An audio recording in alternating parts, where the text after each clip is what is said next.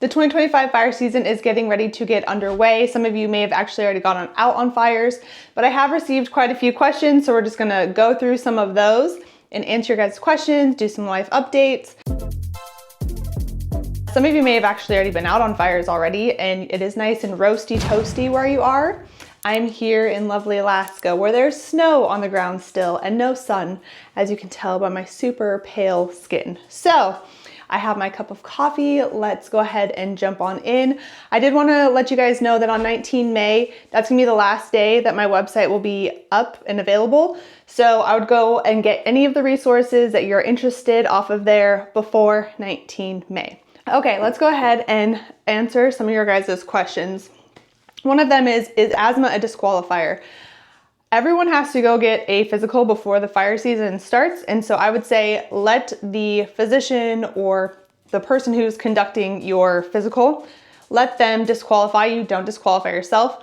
It would probably depend on the severity of your asthma. So they're probably going to go through a bunch of questions for you. And some may have asthma and be able to still do the job, while others have severe asthma and will probably be disqualified. So it just depends. Let them disqualify you, don't disqualify yourself. Another one is more of the medical side as well. And in one of my videos, I said that you would have to take a drug test, and someone said hair.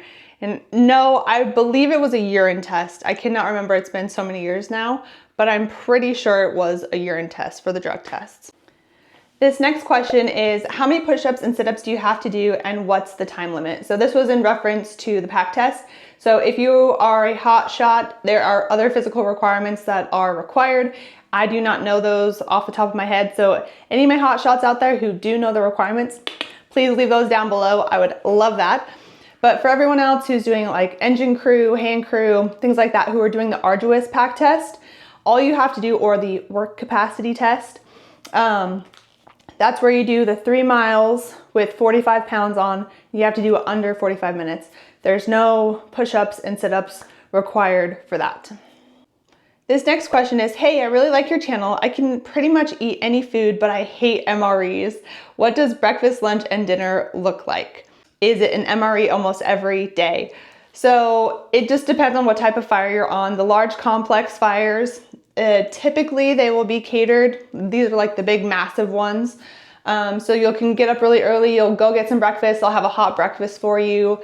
I can't really remember what it is. Sometimes I'll have, pancakes, eggs, toast. I'm sure there's like some kind of sausage or whatever. It's like kind of like a hot breakfast. And then you'll grab a sack lunch, you'll throw that in your pack, you'll go out on the fire line. That's typically sandwiches, granola bars.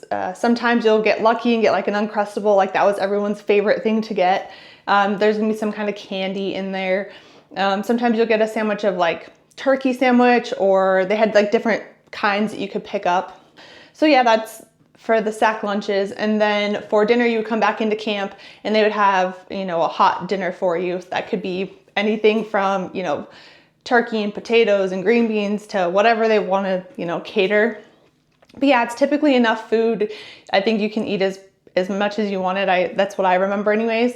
It's been quite a few years, but those are like the big like complex fires, right? So when you go on little smaller fires, just local fires that aren't very big, yes, you can have MREs. And I'm coming from the perspective of being on an engine crew. So we always had a big box of MREs that lived on our engine. And we would just eat those if, we were going to stay overnight and we didn't have anything else. You can also pack stuff into your pack, food into your pack that is just things that you like and snacks that you like. So if you don't like MREs, you can bring your own stuff. But yeah, that's typically what that looks like. So if you find that the food that's provided for you is not enough for you, you can always bring more snacks, which I would highly recommend always having snacks. So yeah, that was enough for me, and I feel like the other people that, I was around.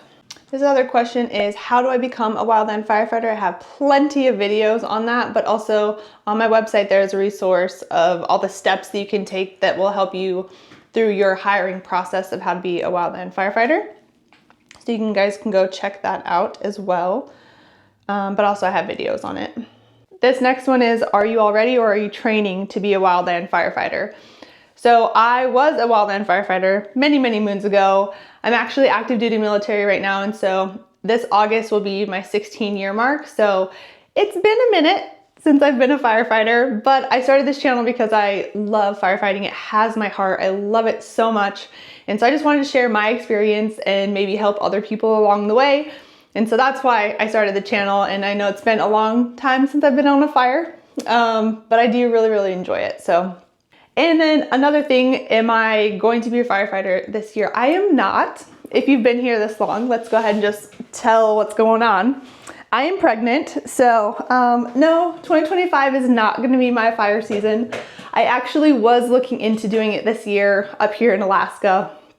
However, it just, didn't work out. So very excited to have a baby, but I am also gonna be living vicariously through you guys this 2025 fire season. So make sure you guys are posting and commenting.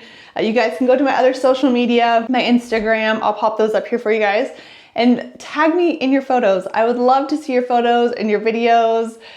It just makes me so happy. Make sure you guys are going over to the Wildland Firefit website to get any resources. I'll have that link below for you guys before 19 May, before the website shuts down. So make sure you guys are going to check that stuff out. Well, if you have been here this long, I do appreciate you. If you guys have any other questions, please leave those down below. Tag me in on Instagram and I can answer some more of your guys' questions as the fire season approaches.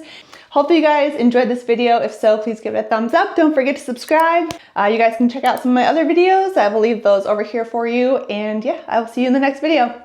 Bye guys.